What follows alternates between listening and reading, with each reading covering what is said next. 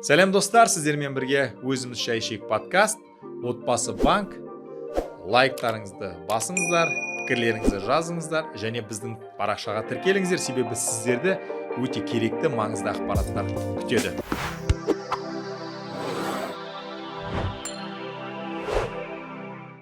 Біздер өз подкастымызды бастайық, өзіміз отырып шай ішейік. Бүгінгі тақырып әскери баспана бағдарламасы бойынша баспаналы болған азаматтар. Қош келдіңіздер. Қалдеріңіз қалай? Бәрі керемет, үй аман сау. Жақсы, рахмет. Керемет, рахмет. Өздеріңізді таныстырып өтсеңіздер. Ассалаумағалейкум, құрметті отандастар. Менің есімім Қуанов Жолдасұлы. Оңтүстік Қазақстан облысы Сарыағаш ауданы Есқорған елді мекені тумасым. Қазір Түркістан облысы. 2005-те Алматы қаласына жөндеу зауытына әскерге келдім. 2 жыл мерзімді қызмет атқарып, осы жерде қазіргі уақытқа дейін келімшарт қызметкері болып жұмыс істеймін. 2005-тен бері да Алматыдасыз? 2005-тен бері Алматыдан. Қай жылы сіз баспаналы болдыңыз? Баспана биыл болдым. Осы уақытқа аралығында сіз пәтер жалдап тұрдыңыз да бірақ? Пәтер жалдап тұрдым, сосын әскери бөлімнің дом офицер состав дейді. Соның несі бар, әскери қалашығы. Сол жерде тұрдым. Өздері үй берді сізге де? Өздері үй берді. Жалдамалы? Жалдамалы үй. Кейін әскери қызметшілерге үйге жалдамау үшін ақша бөлінді ғой, ай сайынғы. Ал кім ол әскери қалашықта тұратындар, оларға 50%-ын төлейді, 50%-ын сол жерде тұрған үшін не қылатын. Сондай заң шығарды, сол 50%-ды жинап, неге шотқа жинап. Әскери қандай бағытта сізде қазір? Менікі қандай бөлім? Біздікі ме? Шекара қызметі. Шекара қызметі. Сіз ұлттық қауіпсіздік комитетінің шекара қызметінің жөндеу зауыты. Қош келдіңіз. Салем. Меня зовут Максат. Я родом из Алматы, сам коренной алматинец. Всю жизнь жил, учился в Алмате. Поступил в 2005 году в Академию МВД РК, которая находится в Алматы. Учился 4 года. Жил в казарме, получается, 4 года. В последующем стал работать в правоохранительных органах, в различных структурах, в различных службах. Был криминалистом, после стал следователем. С 2017 года я работаю в антикоррупционной службе. В настоящее время я следователь с антикоррупционной службы. Женат, 3 детей, все живем в Алмате. Вот. А в чем заключается ваша работа? Именно? Расследование коррупционных преступлений. Это во всех направлениях, да? Не Да. только госслужащие. Имеется несколько статей коррупционных, которые мы можем расследовать. Их мы и расследуем в отношении субъектов коррупции, получается, госслужащих, и расследуем уголовные дела. Жаңа Қазақстан. Қай уақыттан бері тұрғын үй төлемдерін алып жүрсіздер? Жилищные выплаты я получаю с этого года, получается, с августа. Заключил договор, трехсторонний договор, да, между ОТПАС и застройщиком. Застройщиком является Казахстрой. То есть здесь хочется прояснить, енді азаматтарға түсіндіріп кетейік, КЖК-да кепілдігі деп айтамыз, Қазақстанның тұрғын үй компаниясы. Ол тұрғызылып жатқан үйді оған кепілдік береді, толығымен 100% бітуіне. Және де ол барлық құрылыс компаниясына беріле бермейді. Оны алу үшін құрылыс компаниясының өзінің тарихы болу керек.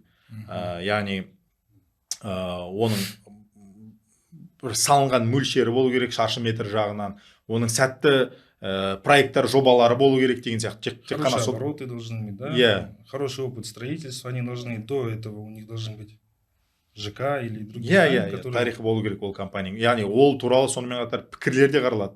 Яғни отзыв дейді ол. То есть отзыв ЖК. А то есть стройкомпании, если у них есть хороший отзыв, то они получают гарантию. То есть КЖК невозможно получить, если у тебя нет каких-то уже объектов. Ну да, если у тебя нет истории, то есть никак ничего не... Пока нет. Ты должен сперва себя зарекомендовать, так скажем, на рынке, и после этого тебе дают это КЖК. Өте керемет, дұрыс жасағансыздар. Енді сіз айтып отырсыз ғой, сіздің тұрғын үй зайымдарыңыз ипотека жабуға кетіп жатыр. Да. Бірақ сіздің әріптестеріңіз бар ғой қазір тұрғын үй төлемдерін алып жүрген. Олар қалай ойлайсыз, жинақтап жатыр ма, немесе оларды басқа жаққа бағыттап жатыр ма? Как мне известно, они накапливают Мгм. суммы сбережения, да, жилвыплаты получают, накапливают на специальном счете. Ежемесячно на каждого человека оплачивают в Алмате, как мне известно, 64 тысячи тенге. Мгм. Мне вот получается 5, мне, супруге, 3 моим детям, общая сумма 320 тысяч. Также и моим коллегам, Мгм. которые собирают, накапливают, да. Мгм. Вот теперь такой вопрос здесь возникает. Если бы у вас не было целей погашения ипотечного займа, вы бы копили эти деньги? Или... Обязательно.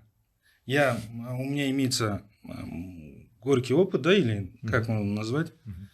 Только что мы когда разговаривали. До этого, когда я работал в полиции, нам тоже как бы выплачивались выплаты, компенсация за наем жилья. Мгм. То есть я оплачивал около 180 тысяч тенге. Тогда у нас было 4 в семье.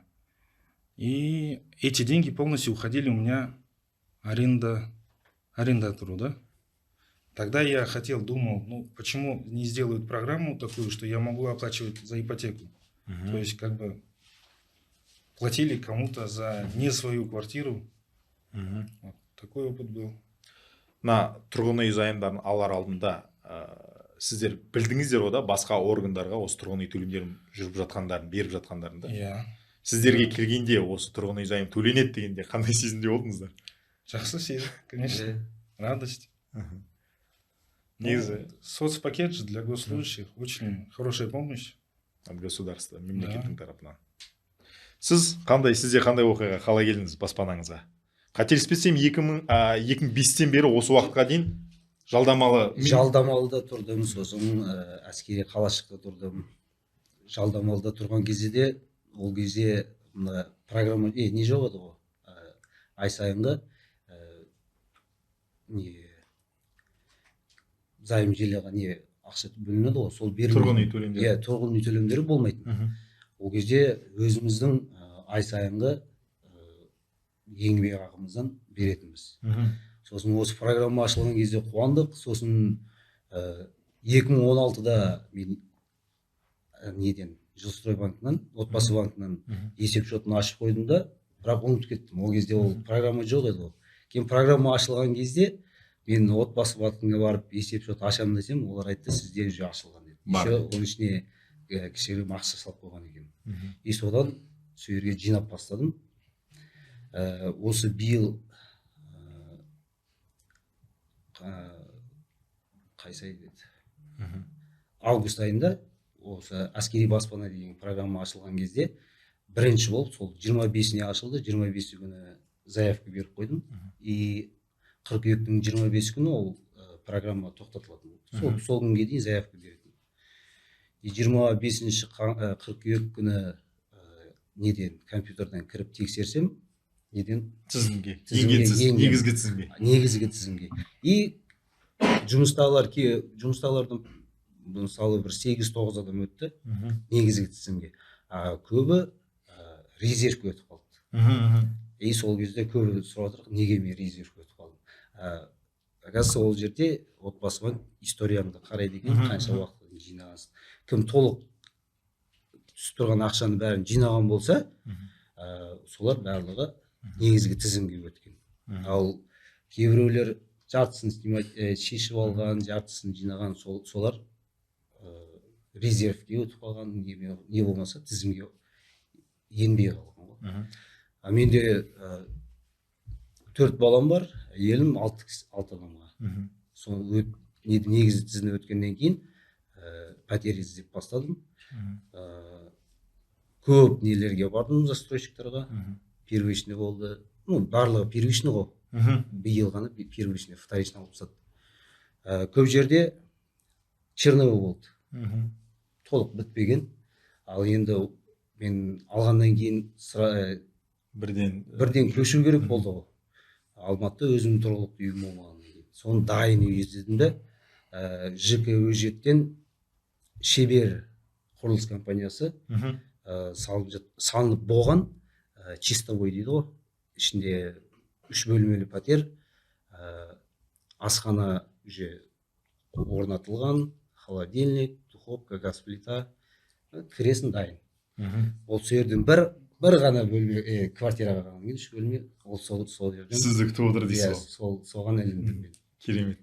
Соған ілініп, қазір сол жаққа толық маған 385 мың төленеді, соның 384 мыңы 8 жылға келісімшартқа неғып берді, 8 жылға. Тұрғын үй төлемдерінен, алып жүрген тұрғын үй төлемдерінің несие сомасы, ай сайынғы несие сомасы көп па?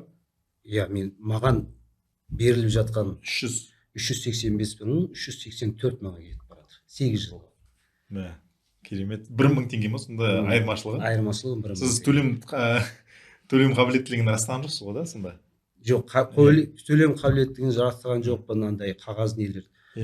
Бардым, 2 рет бардым отбасы банкқа, сол екінші рет уже барлығы бітті. Енді мына жерде көп жағдайда біздің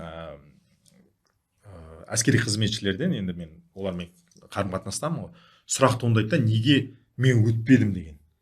Ал өтпегендер, бағана айтып кеткендей, олар жылу плитасын шешіп алды да ай сайын жинаған жоқ. А сіз қай уақыттан бастап жинадыңыз? Қай уақыт аралығында жинадыңыз? 2019-дан бастап айына 20 мың, 30 мың, кейін әскери қалашықта тұрғаннан кейін маған 50% төленеді болды ғой. Сол 50%-ді толықтай сол жаққа жинап.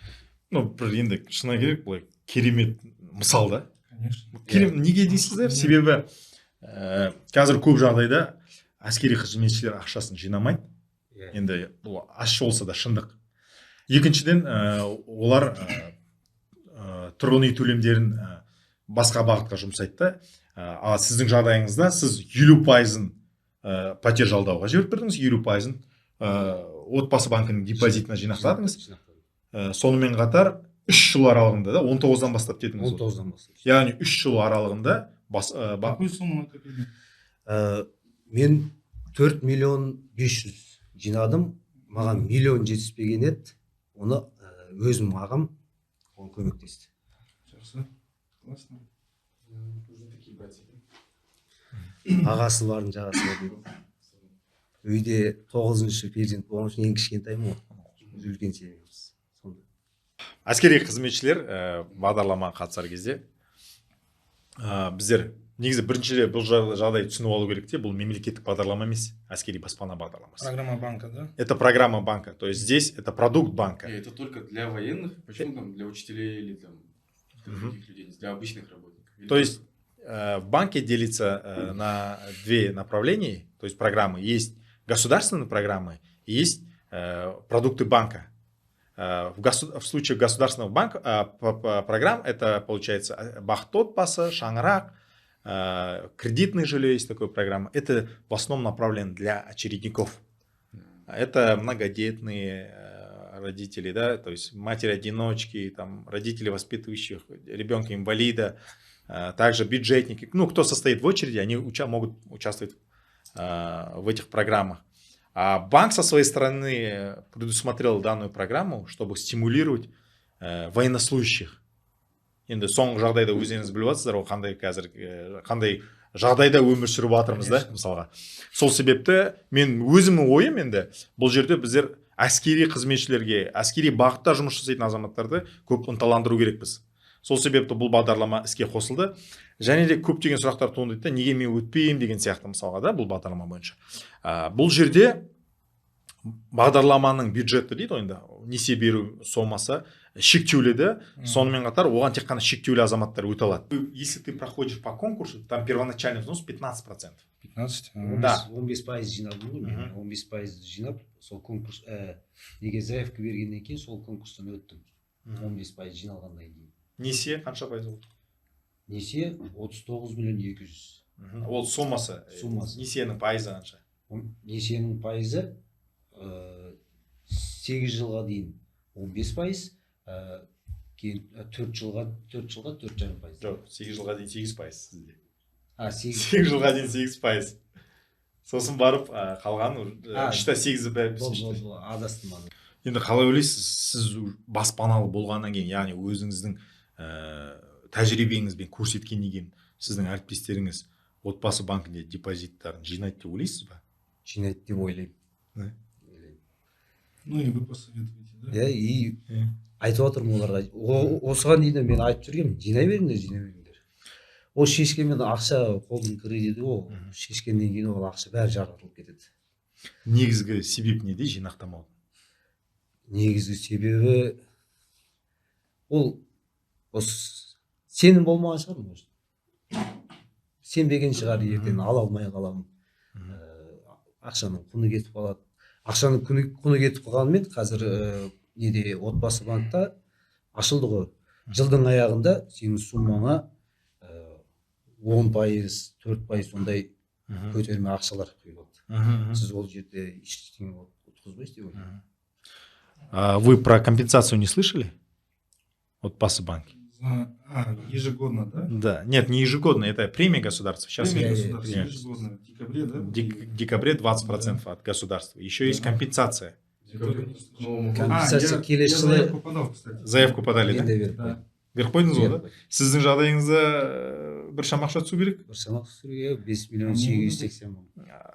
Смотрите, мына жерде мынандай жағдайда Талғатқа түсіндіріп жіберейін.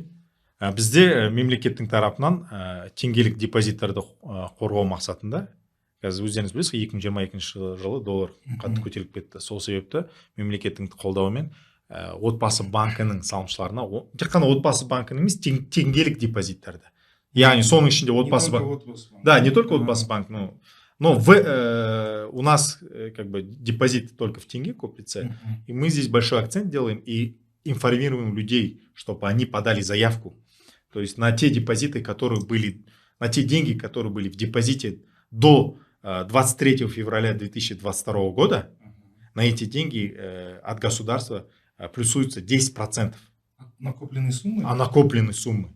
Классно. Да, здесь ограничение только до 20 миллионов тенге, но это тоже весомые деньги. То есть сіздің жағдайыңызда мысалға жақсы өзіңізге қосымша ақша жауып, ары қарай несиені жапқан кезде Осы жағдайда біздің басшылар жеке құрамға осындай дұрыс бағытта сабақтар жүргізіп жатыр. Әр сенбі, жексенбі күндері осы отбасы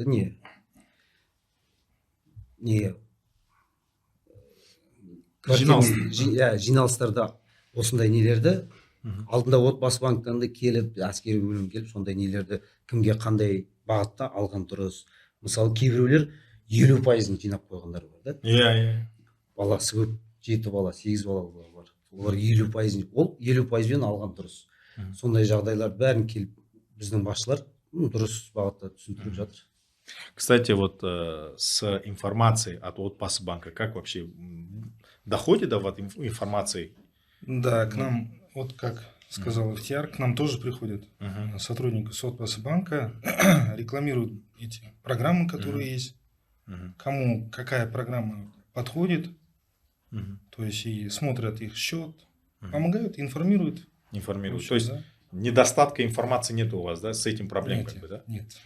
Вот мы говорим о приобретении жилья, а вот вы брали жилье через отбасы банка?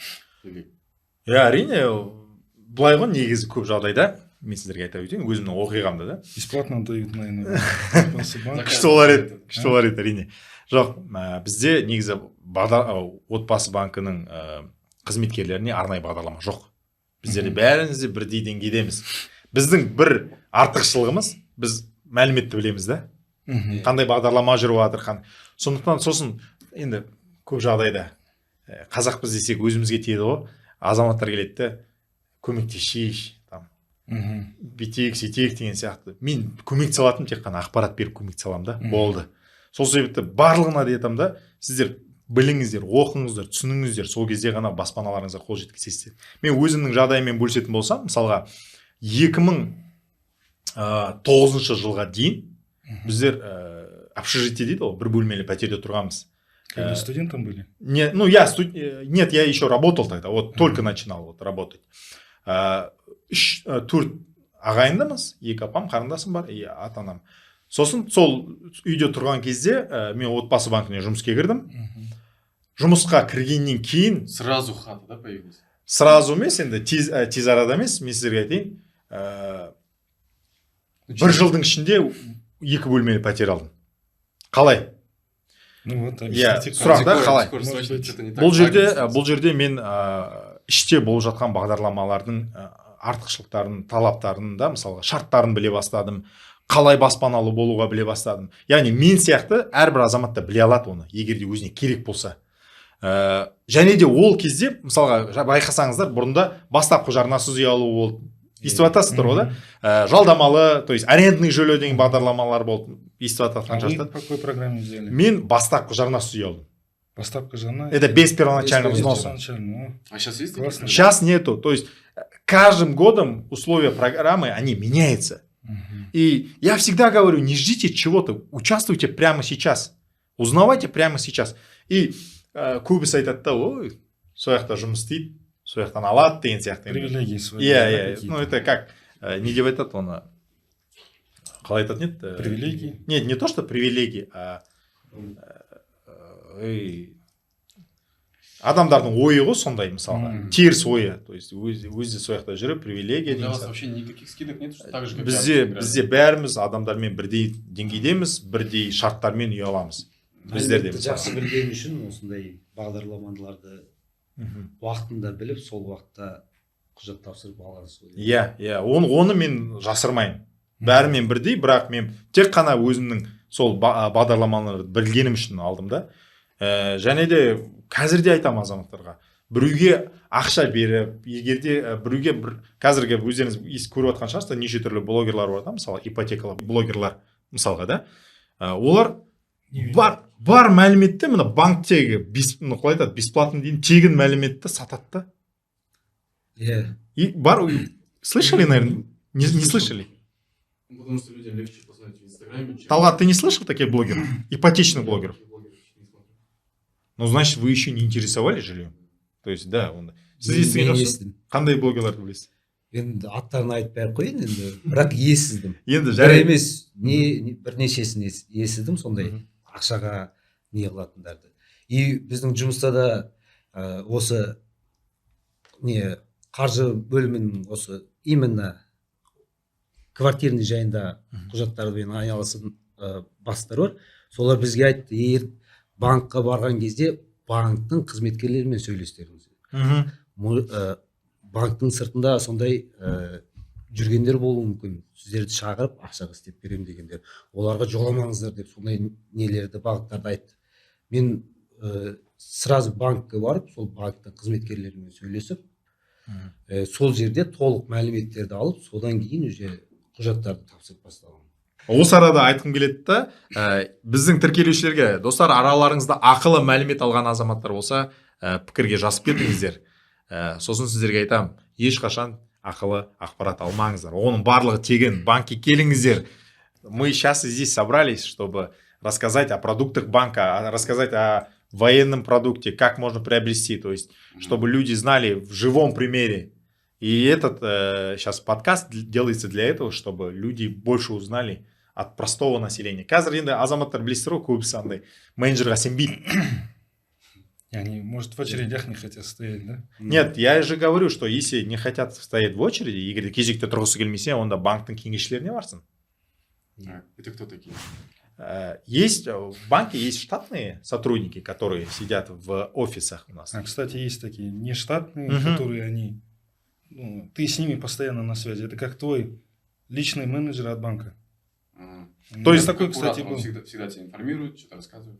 То есть ты его выбираешь на сайте нашего банка, то есть заходишь от Паса банк, заходишь туда, в раздел консультанты, выбираешь себе регион, допустим, Алмата, да, и выбираешь себе консультанта, Личного консультанта. созваниваешься, договариваетесь о встрече. Если, мысалға, сен оның баратын жеріне уақытың болмаса, сен оны өзіңе ыңғайлы жерге шақыруыңа У него болады. может быть больше одного клиента, да? Да, Или да, он да. твой личный. прям? Нет, у него есть своя база Иә. клиентов, но он тебя будет курировать, этот консультант. Мгм. То есть от А до Я. То есть он будет отвечать на твои вопросы, где-то, допустим, да, где-то подсказывать, где-то консультировать, информировать тебя о последних новостях, так скажем, банка. Например, я студент. Ага. И как мне начать накапливать? Например, если мне нужно каждый месяц оплачивать за свою квартиру, за свою учебу, там еще на другие потребности, там, покушать нужно 3 раза в день или Ну, я качаю еще, надо 5 раз в день кушать. На это все деньги уходят. Как мне начать откладывать? Как мне вообще развивать финансовую грамотность? Вот как от опытных людей совет я хотел бы спросить. Жо, негізі сенде табыс бар ма? Табыс бар. Табысыңды сен зерттедің ба? Негізі сараптама жасап, мына ақша мында кетіп жатыр, мында ақша мында кетіп жатыр деген. Ондай болды ма сенде? Ондай вот, получаю зарплату, и я не знаю, куда она пропадает. Она может, например, какая-то большая сумма за пару дней куда-то просто деться. Сен сол ғой, сен сараптама жасамайсың да, то есть ты не делаешь анализ, куда деньги твои уходят. Если бы ты сделал бы, ты бы знал бы уже, вот, допустим, есть определенные, там, допустим, средства, которые обязательно должны уйти. Это, допустим, аренда жилья, да, допустим, дорога, там, питание, но в любом разе у тебя деньги остаются. То есть біздерде былай айтады да? Гулянки, да? То есть не надо вот эти попыты покупать, да? Әрине, попыттар керек емес, сен уже ол уақыттан өтіп кеттің. Еще ай сайын чехол да ауыстырамын, да, телефон. Неге? Не знаю. Но чехол не такой дорогой же. Ну, Ол да ақша, я думаю. ол да ақша Себе бір подарок тиыннан сделать. жиналады, білесіздер ғой. Бір тиыннан жиналады ақша. Сол себепті ең бірінші менен саған берер кеңес, сен бірінші өзіңнің ақшаңды сараптама жаса. Яғни ол ақша қай жаққа кетіп жатыр. Сонда міндетті түрде сенде далаға кететін ақша болады. Сосын орыстарда айтады былай, чтобы что-то получить, надо чем-то жертвовать дейді ғой мысалға. Қазіргі таңда өзіңді қандай да бір заттардан тыю керексің ғой. Мысалға қыдырыс, да, қыдыру, мысалы мана айтып жатсың чехолымды ауыстырып жатырмын деген сияқты. Егер де соның барын кішкене тоқтатып, өзіңді бір жинақтау кезінде, На жертвы пойти, чтобы получить. да, әрине, олсыз мақсатқа жетеміз ғой біздер. Гулять, конечно, тоже можно, но, возможно, не так часто, да? После того, как я услышал про вот эти выплаты, то, что есть зарплата, еще есть отдельные выплаты, Мгм. все плюсы, я что-то Передумал. Подумываете, по-другому да? начал смотреть на все. Әскерге бару керек те, отан алдындағы борышын әрбір ер кісі, ер азамат өз отан алдындағы борышын отау керек деп ойлаймын. Сіз өзіңіз мына әскери қызметшіге қалай келдіңіз? Арманыңыз болды ма, балалық? Балалық арманым болды. Мен үйдің ең кішкентай болғаннан кейін ағаларым барлығы әскерге барып келді. Әскерден келгенде олардың формасын мамам тігіп береді маған кішкентай қылып. Өзім армандайтын. Үйде 9-шы болғаннан кейін сол мені әскерге жібергісі келмеді бірінші. Өзім барам деп военкоматқа өзім бардым. Сөйтіп әскерге өзім. Әскери борышыңыз қаяқта ақтады? Әскери борышым осы Алматы қаласында шекара қызметінде 2 жылда, ол кезде 2 жыл болатын, қазір 1 жыл. 2 жыл әскери қызметін осында ақтадым. Содан бері қалдыңыз осы жерде? Содан кейін келісімшарт қызметкеріне қалып Жалғастырып жібердіңіз? жалғастырып кеттім. Әріптестерім бір 2 сұрақты сұрағын қойыңдар деп сұраған еді. Былтыр әскери баспана программасымен первичный и вторичный болды. А биыл первичный жасады да, вторичный алып тастады. Қазір көбі сеніп тұр да, сыбыстар ма сондай, вторичный тағы да ашылады екен деп. Соны сіздер айтып кетсеңіздер, ашыла ма, ашылмай ма? Бізде кейбіреулер сеніп тұр, мен айтам, вторичный ашылмайды, первичный жақсы, первичныйдан ала беріңдер деген оймен айтып жатсам, олар вторичный қайтадан ашылып қалады шығар деп, өздерінің жинаған несін ұстап тұр да, неден, первичный алмайын. Енді керемет сұрақ, себебі өздеріңіз естіген шығарсыздар, немесе білмейтін де шығарсыздар, айта өтейін. Әскери баспана бағдарламасы бойынша осы жылдан бастап өзгерістер енді. Тек қана бірінші нарықтағы пәтерді сатып алуға, яғни тұрғын үй кешендерінен, первичный жилье деп айтайық, қарапайым сөзбен айтқанда, немесе құрылыс компанияларынан салып жатқан үйлерден аласыздар. Неге ондай шешімге келді банк? Себебі өздеріңіз білесіздер, соңғы уақытта пәтердің құны өсіп келе жатыр. Және де былай айтқанда, оның өсуі ешқандай бір келмейді, ойға сыймайды мысалға. Бұрынғы салынған үйлердің пәтерлері әлде қайда өсіп кетті. Және де ол банкке үлкен тәуекел. Банкке мысалға ескі үйден алғаннан гөрі, мына кепілге жаңа үйді алған. Және де мен де өз ойлаймын, азаматқа жаңа үй алған жақсы деп ойлаймын. Өз ойым. Олар айтады, жаңа үй қымбат дейді. Сіздің мысалыңызбен, мысалға да, котлован кезінде, мысалға, үй енді салынып жатқан жағдайда, егер де үйдің Қазақстан тұрғын үй компаниясының кепілдігі болса, сол үйлерден арзан бағамен алуға болады. Немесе сіздің жағдайыңызда дайын күйде жаңа өрлеуде жаңа үй жаңа баспана деген сияқты ол өзіңіздің үйіңіз. Сол себепті қазіргі таңда банк сондай шешімге келді, және де қазіргі таңда банктың бір өзінің ойын өзгертетін ойы жоқ деп ойлаймын. Сосын әскери баспана бағдарламасымен қазір көбісі мына байқауды күтеді да, конкурсты мана айтып өттік қой, конкурс деп. Егер де сіздер мысалға 50% болса, ол ешқандай конкурсқа қатыспай бірден келіп 6%-мен несие алады да. Неге ол тиімді? Бұл жерде айта кету керек, себебі қазіргі таңда біздің арал займның пайызы көтерілді. Бұрында 8-де 5% болды, қазір 11-де 5%-ға дейін көтерілді. Ал әскери баспанамен егер де 50%-ын салса, ол 6%-мен алды да, 6%-мен. Ол өте ыңғайлы. Сосын ол жерде тек қана бірінші нарықтағы емес, мана сіз айтқандай, екінші нарықтан да, то есть вторичный үйді де алуға болады. Егер де 50%-ын салса, 50% жинаса. Ол 50%-ын өзінің тұрғын үй төлемдерінен жиналады, және өзінің қаражатынан жиналады деген сияқты. Немесе мысалы көлік болса, онда сатып жіберіп, салып жібере алады деген сияқты. Неше түрлі бағыттары бар. Мен түсінемін енді, әрбір адамның жағдайы әртүрлі. Маған қазір мысалы ойлар келуі мүмкін, қайдан ақшаны аламын деген сияқты. Бірақ егер де жинап, мақсат қойып алатын болса, ол міндетті түрде алады деп ойлаймын. Сосын көбісі жағдайда адамдар қазір алғысы келеді ғой, уже қазір сондай заман, бәрі тез, все сразу. То есть қарапайым тілмен айтқанда, мысалға қазір қайда біздер Алматыдан Талдықорғанға шығатын болсақ, Талдықорған алдымыздан бірден шықпайды ғой. Оған үшін біз машинаға отырамыз, жүреміз деген сияқты да. Машинамен жүрген сайын, жақындаған сайын Талдықорған алдымыздан жайлап шыға бастайды. Мақсат та дәл солай. Неғұрлым сіз әрекет көп жасасаңыздар, соғұрлым сіз оған жетесіздер. Ол міндетті түрде. Рахмет, сонымен қорытындылап өтейік. Ықтияр мырза, Мақсат мырза, келгендеріңізге рахмет. Өте бір пайдалы контент болды деп ойлаймыз. Ең бастысы, керек азаматтар өзіне керегін алады бүгінгі сұхбаттан. Сол, айтарыңыз болса халыққа, кішігірім. Мне тоже понравилось. Спасибо. Маған да өте ұнады. Осындай бағдарламалар көбейе берсін. Үй алмағандар үйлі болып, баспаналы болып, сөйтуіне Алла Тағаладан сұрап қаламыз. Аумин.